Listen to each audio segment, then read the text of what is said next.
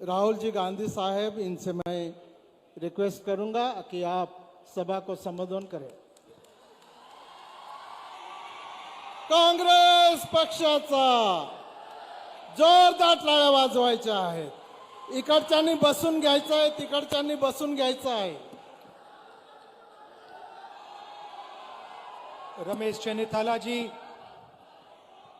पाडवी जी, दिलीप नायक जी, बापू चावरे जी, प्रतिभा जी, हमारे कैंडिडेट्स केसी पाडवी जी, पाटिल जी, श्रीश नायक जी, किरण ताडवी जी, प्रवीण बापू चावड़े जी, राजेंद्र गावित जी, बुधिया पवार जी, स्टेज पे India alliance के नेता भाइयों और बहनों, कांग्रेस पार्टी के हमारे प्यारे कार्यकर्ता, अलायंस बब्बर शेर, कांग्रेस पार्टी के बब्बर शेर,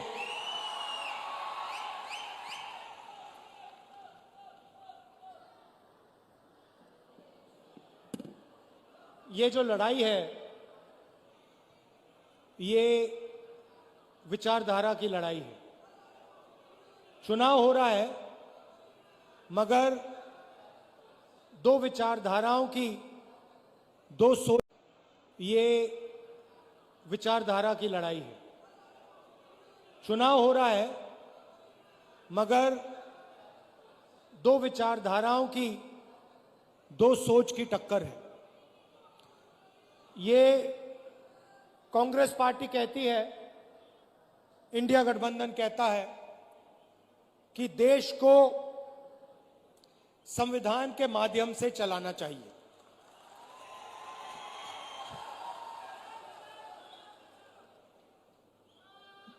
प्रधानमंत्री जी कहते हैं कि मैं संविधान को पब्लिक मीटिंग में दिखाता हूं और संविधान खाली है। संविधान उनके लिए खाली है क्योंकि उन्होंने ये संविधान जिंदगी में पढ़ा नहीं है। उनको कोई आइडिया नहीं कि इस किताब के अंदर क्या लिखा हुआ है।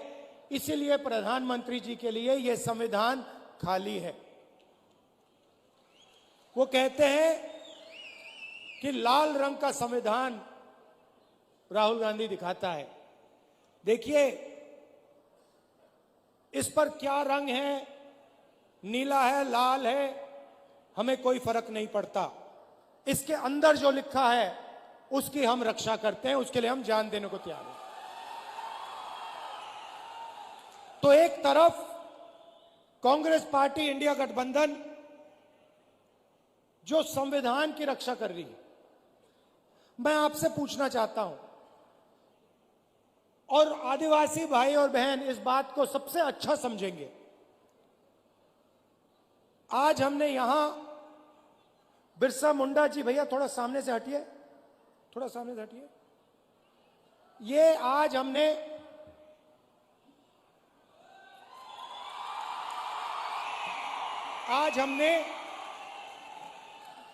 इनके सामने, बिरसा मुंडा जी के सामने हाथ जोड़े, मत्था टेका। मैं आपसे पूछना चाहता हूं, क्या बिरसा मुंडा जी की सोच इसमें नहीं है?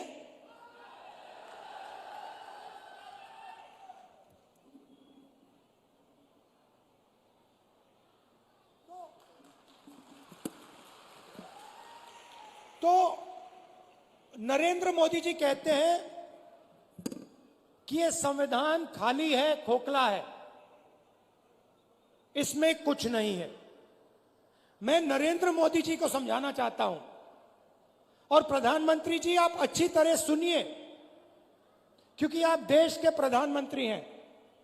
नरेंद्र मोदी जी, यह संविधान खोखला नहीं है। इस संविधान में हजारों साल की सोच, बिरसा मुंडा जी की सोच, बुद्ध भगवान की सोच, फूले जी की सोच, अंबेडकर जी की सोच, गांधी जी की सोच सब भरी हुई है। ये हिंदुस्तान, नरेंद्र मोदी जी, ये खोखला नहीं है, इसके अंदर हिंदुस्तान का ज्ञान, हिंदुस्तान की आत्मा है। और जब आप इसे खोखला कहते हो तो आप हिंदुस्तान, बिरसा मुंडा जी, महात्मा गांधी जी, अंबेडकर जी, इन सब का अपमान करते हो। लड़ाई भाइयों और बहनों इसको बचाने की है। आपको कॉन्स्टिट्यूशन में, संविधान में नाम दिया गया है। आपको संविधान में आदिवासी नाम दिया गया है। इस संविधान में आप कहीं भी पढ़ लो, इस संविधान में आपको वनवासी नहीं कहा जाता है, आपको आदिवासी कहा जाता है। मगर आरएसएस के लोग, बीजेपी के लोग, हिंदुस्तान के प्रधानमंत्री आपको वनवासी कहते हैं। इन दो शब्दों में बहुत बड़ा फर्क है। आदिवासी का मतलब जो हिंदुस्तान के पहले मालिक थे। इस संविधान में बिरसा मुंडा जी ने जो त्याग किया, जो शहीद हुए, उनके शब्द हैं। इसीलिए इस संविधान में आपको आदिवासी नाम दिया गया है। आदिवासी नाम का मतलब समझिए। आदिवासी नाम का मतलब हिंदुस्तान के पहले निवासी, हिंदुस्तान के पहले मालिक। मतलब ये जो जल है, ये जो जंगल है, ये जो जमीन है, उसका पहला अधिकार आदिवासियों का है।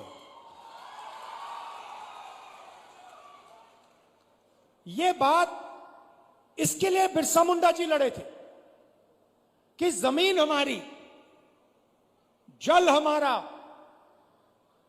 जंगल हमारा, और जल, जमीन और जंगल का फायदा हमें नहीं मिल रहा। इसीलिए शहीद हुए। वो अंग्रेजों से लड़े। आज वही सोच लेकर नरेंद्र मोदी, आरएसएस और बीजेपी घूम रही है। वो कहते हैं आप वनवासी हो। वनवासी का मतलब आप जंगल में रहते हो। वनवासी का मतलब आपको ना जल पर, ना जंगल पर, ना जमीन पर अधिकार होना चाहिए। वो आपसे अधिकार छीनते हैं। आपको कहते हैं आप वनवासी हो, और फिर पूरे देश में जंगल काटने का काम करते हैं, आपकी जमीन छीनने का काम करते हैं। पैसा कानून कौन लाया? जमीन अधिग्रहण बिल कौन लाया? न्यायगिरी में कौन लड़ा?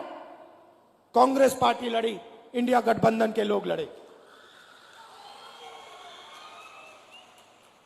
जमीन अधिग्रहण बिल से आपकी जमीन की रक्षा, पेशा कानून से, ट्राइबल राइट्स एक्ट से जंगल, जल, जमीन का अधिकार आपको। ये काम हमने किए हैं। और जैसे ही बीजेपी की सरकार आती है, काम शुरू कर देते हैं। आपकी जमीन छीनते हैं, अरबपतियों को पकड़ा देते हैं, आपका जल ले जाते हैं, आपका जंगल ले जाते हैं, और आपको कहते हैं भैया आप वनवासी हो। मैं आपसे सवाल पूछना चाहता हूं, आप वनवासी हो, आस्ते आस्ते आस्ते आस्ते सब जंगल जा रहा है। 10, 15, 20 साल में हिंदुस्तान में बहुत कम जंगल बचेगा, तो फिर आप कहां के रहोगे? अगर जंगल ही नहीं रहा तो वनवासी कहां जाएंगे? शिक्षा ना मिले। वनवासी का मतलब आपके बच्चे इंजीनियर, डॉक्टर, लॉयर ना बने, अपना बिजनेस ना चालू करें। वनवासी का मतलब आपके बच्चे पायलट ना बने। आदिवासी का मतलब आपके बच्चे इंजीनियर बने, डॉक्टर बने, लॉयर बने, आपके बच्चे बिजनेस चलाएं, सरकार चलाएं। यह है फर्क आदिवासी वनवासी में। अब दूसरी बात आपको बताना चाहता हूं, और इस बात को आप दिल में रखिए। हिंदुस्तान में आदिवासियों की 8% आबादी है। अगर आप 100 लोग चुनो तो 8 100 में से आदिवासी है। सही बात? तो मैंने पता लगाया, आबादी 8%। तो मैंने पता लगाया, ठीक है भैया, अगर 8% आबादी है तो भागीदारी कितनी होनी चाहिए? अगर 8% आबादी तो कितनी भागीदारी? 8% होनी चाहिए। सही है गलत? सही है ना? बराबर है ना? अगर 100 में से 8 आप हो तो फिर भागीदारी भी होनी चाहिए 8 की। तो मैंने पता लगाया, मैंने कहा देखो भाई, पता लगाते हैं हिंदुस्तान की सरकार में आदिवासियों की कितनी भागीदारी है। 90 अफसर हिंदुस्तान की सरकार को चलाते हैं। 90 अफसर हिंदुस्तान की सरकार को चलाते हैं। जो आप जीएसटी का पैसा देते हो, रोज देते हो, वो पैसा दिल्ली की सरकार को जाता है, उसको 90 अफसर बांटते हैं। मैं आपसे पूछना चाहता हूं, अगर दिल्ली की सरकार 100 रुपए खर्च करती है तो उसमें से आदिवासी अफसर कितने रुपए का निर्णय लेते हैं? बताइए बताइए बताइए। शांत हो गए आप? यह आपको मालूम होना चाहिए, यह सच्चाई आपको मालूम होनी चाहिए। भाइयों और बहनों, अगर हिंदुस्तान की सरकार 100 रुपए खर्च करती है तो आदिवासी अफसर 10 पैसे का निर्णय लेते हैं। मतलब आपकी भागीदारी 100 में से 8%, आपकी आबादी 100 में से 8, आपकी भागीदारी 100 रुपए में से 10 पैसे। 90 में से सिर्फ एक अफसर आदिवासी है और उस अफसर को पीछे कोने में बैठा रखा है, उसको काम नहीं देते। बड़ी मिनिस्ट्री उसके हाथ में नहीं है। उसको कहते हैं आप आदिवासी हो, आप पीछे बैठो। आप वनवासी हो, आप पीछे बैठो। यह बदलना है। बदलने का तरीका जाति जनगणना, कि सबको पता लग जाए कि सचमुच में आदिवासियों की कितनी भागीदारी है। मैं आपसे पूछना चाहता हूं, आप मीडिया देखते हो ना? देखते हो मीडिया? ये बड़े बड़े टीवी वाले एंकर हैं, इसमें से मुझे एक आदिवासी का नाम बता दो। एक आदिवासी का नाम बता दो, एक दलित का नाम बता दो, एक पिछड़े वर्ग का नाम बता दो। नहीं मिलेगा। हिंदुस्तान की सबसे बड़ी कंपनियों में, अदानी की कंपनी में, अंबानी की कंपनी में, मुझे एक आदिवासी नाम बता दो। नहीं मिलेगा। मजदूरों की लिस्ट निकालो, मनरेगा की लिस्ट निकालो, आदिवासी उसमें भरे हुए हैं। ये इमारतें आप बनाते हो, सड़कें आप बनाते हो, खून पसीना आप देते हो, मगर हिंदुस्तान में आपको भागीदारी नहीं मिलती है। यह सच्चाई है। इस सच्चाई को स्वीकार करना ही पड़ेगा। और मेरा लक्ष्य है कि आदिवासियों को, दलितों को, पिछड़े वर्ग को हिंदुस्तान में भागीदारी मिले, हिंदुस्तान में पावर मिले, सरकारों में जगह मिले, बिजनेस में जगह मिले। यह फर्क है आदिवासी में, वनवासी में। महाराष्ट्र की थोड़ी सी बात करता हूं आपको। हमारी सरकार आएगी तो हम आपके लिए क्या करने जा रहे हैं। नरेंद्र मोदी जी ने 16 लाख करोड़ रुपया अरबपतियों को कर्जा माफ करके दिया है। 1 लाख करोड़ रुपए धारावी की जमीन नरेंद्र मोदी की सरकार, महाराष्ट्र की सरकार अदानी को पकड़ा रही है। 1 लाख करोड़ रुपए की जमीन दे रही है। आदिवासियों को क्या दिया, दलितों को क्या दिया, पिछड़ों को क्या दिया, किसानों को क्या दिया, मजदूरों को क्या दिया, महिलाओं को क्या दिया? कुछ नहीं। इसलिए हमने मन बना लिया, जितना पैसा नरेंद्र मोदी अरबपतियों को देगा, जितना कर्जा माफ वो उनका करेगा, हम आपका करेंगे।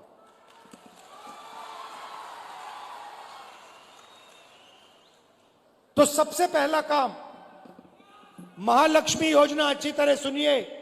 ये आदिवासी बहनें जो आई हैं, आपके बैंक अकाउंट में हर महीने 1 तारीख को खटाखट 3,000 रुपए अंदर आप जगेंगी, बैंक अकाउंट में देखेंगी।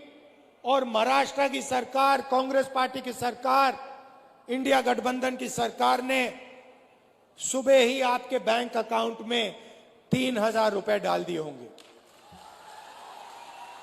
उसके बाद आप कहेंगे चलो मार्केट जाती हैं, चलो मार्केट चलें। आप जब बस में मार्केट जाएंगी, आपको पता लगेगा कि कांग्रेस पार्टी की सरकार ने महिलाओं के लिए बस का टिकट फ्री में कर दिया है। आप बैठेंगी, कोई आपसे पैसा नहीं मांगेगा, आप बिना पैसे दिए बैंक जाएंगी, 3,000 रुपए बैंक अकाउंट से निकालेंगी और वापस आ जाएंगी।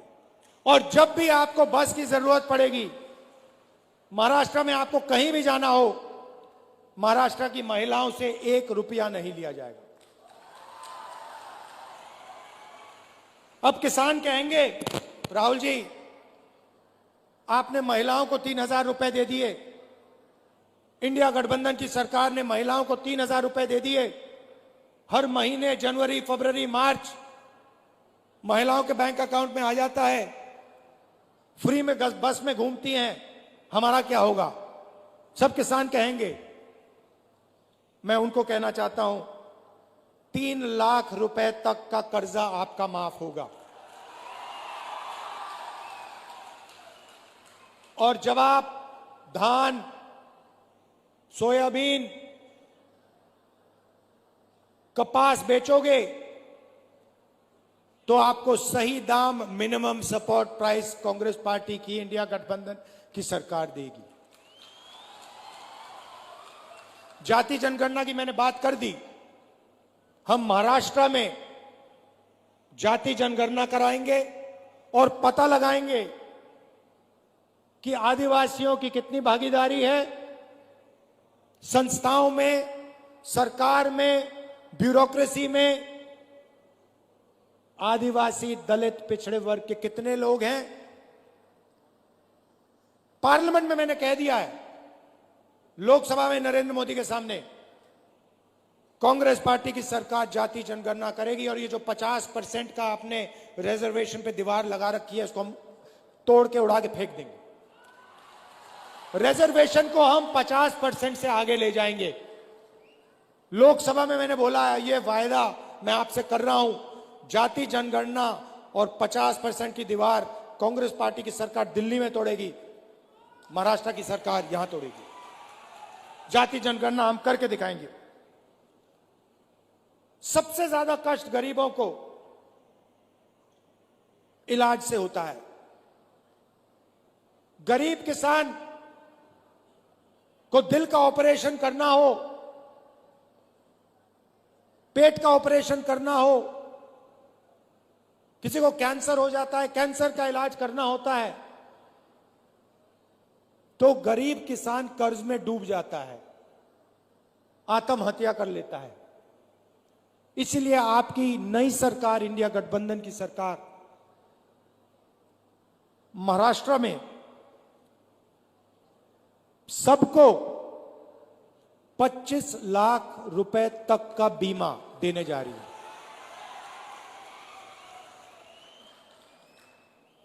दिल का दौरा पड़े, कैंसर हो, किडनी की बीमारी हो, लिवर की बीमारी हो, पेट की बीमारी हो,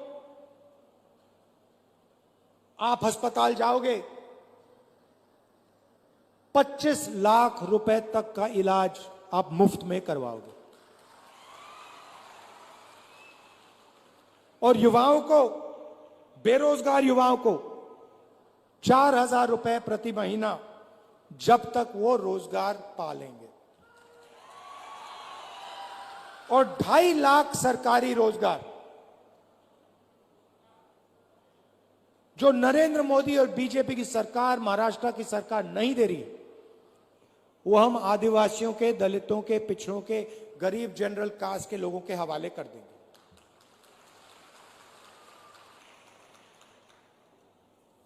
महाराष्ट्र की सरकार आपके जो प्रोजेक्ट्स हैं, जो महाराष्ट्र को रोजगार देने वाले प्रोजेक्ट्स हैं, उनको दूसरे प्रदेशों में भेजती है और आपके लोग मजदूरी दूसरे प्रदेशों में जाके करते हैं। उदाहरण देता हूं, वेदांता और फॉक्सकॉन का सेमीकंडक्टर प्लांट, जिससे महाराष्ट्र के युवाओं को 10,000 रोजगार मिलते, 1.5 लाख करोड़ रुपए का प्लांट है, ये उन्होंने महाराष्ट्र से छीनकर गुजरात भेज दिया। टाटा एयरबस का मैन्युफैक्चरिंग यूनिट, 10,000 रोजगार, 1.8 लाख करोड़ का प्रोजेक्ट है, यह महाराष्ट्र की सरकार ने गुजरात भेज दिया। आईफोन बनाने का प्लांट, 2 लाख करोड़ रुपए का प्लांट, 75,000 युवाओं को रोजगार मिलता, यह उन्होंने महाराष्ट्र से छीनकर गुजरात भिजवा दिया। ड्रग पार्क, 80,000 लोगों को रोजगार मिलता, छीन के गुजरात पहुंचा दिया। गेल पेट्रोकेमिकल प्लांट प्रोजेक्ट, 60,000 करोड़ का प्रोजेक्ट था, 21,000 युवाओं को रोजगार मिलता, यह उन्होंने आपसे छीन के दूसरे प्रदेश में भिजवा दिया। अगर हम सब रोजगार मिला दें तो महाराष्ट्र से बीजेपी की सरकार ने 5 लाख रोजगार छीनकर दूसरे प्रदेशों में भिजवा दिए। इसीलिए आपको यहां रोजगार नहीं मिलता है, इसीलिए यहां आपको बेरोजगार बना दिया गया है। यह काम इंडिया गठबंधन और कांग्रेस पार्टी की सरकार नहीं करेगी। महाराष्ट्र के प्रोजेक्ट्स महाराष्ट्र में रहेंगे, गुजरात के प्रोजेक्ट्स गुजरात में रहेंगे। हम ये नहीं चाहते कि आपके सारे के सारे प्रोजेक्ट्स यहां से छीनकर दूसरे प्रदेशों में भेजे जाएं और आदिवासी युवा जाकर बंधुआ मजदूर बने गुजरात में, दूसरे प्रदेशों में। हम चाहते हैं कि आपको महाराष्ट्र में रोजगार मिले, सही रोजगार मिले, इज्जत का रोजगार मिले। इसीलिए हम चुनाव लड़ रहे हैं, इसीलिए हम यहां अपनी सरकार बनाना चाह रहे हैं। याद रखिए, मेन लड़ाई, सच्ची लड़ाई संविधान की है। आपको जो भी मिला, जमीन, जल, जंगल, शिक्षा, स्वास्थ्य, रोजगार, जो भी मिलता है, मनरेगा, भोजन का अधिकार, ये सब इस किताब ने दिए हैं। और इस किताब के अंदर पवित्र सोच है, बिरसा मुंडा जी की सोच है, महात्मा गांधी की सोच है, अंबेडकर जी की सोच है, बुद्ध भगवान की सोच है। और जब नरेंद्र मोदी कहते हैं कि यह संविधान खोखला है, इसके अंदर कुछ नहीं है, तो वो बिरसा मुंडा जी का अपमान करते हैं, बुद्ध भगवान का अपमान करते हैं, महात्मा गांधी, अंबेडकर जी का अपमान करते हैं, फूले जी का अपमान करते हैं। भाई और बहनों, आरएसएस इसके खिलाफ है, बीजेपी इसके खिलाफ है, इसलिए वो आपको वनवासी कहते हैं, इसलिए वो आपकी जमीन छीनते हैं, इसलिए जल जंगल जमीन का फायदा आपको नहीं देते। हम इसकी रक्षा करते हैं और रक्षा करते जाएंगे। आपको आपका अधिकार हम आपको दिलवाएंगे, क्योंकि आप आदिवासी हो। आप सबका मैं दिल से धन्यवाद करता हूं। दूर दूर से आप आए, कष्ट उठाया, आपने इतने प्यार से मेरी बात सुनी, इसके लिए मैं आपको दिल से धन्यवाद करता हूं। नमस्कार, जय हिंद। राहुल जी, बहुत बहुत धन्यवाद सर. काँग्रेस पक्षाचा एकूच चाले, केडो आखे आवे नाय. धन्यवाद राहुल जी.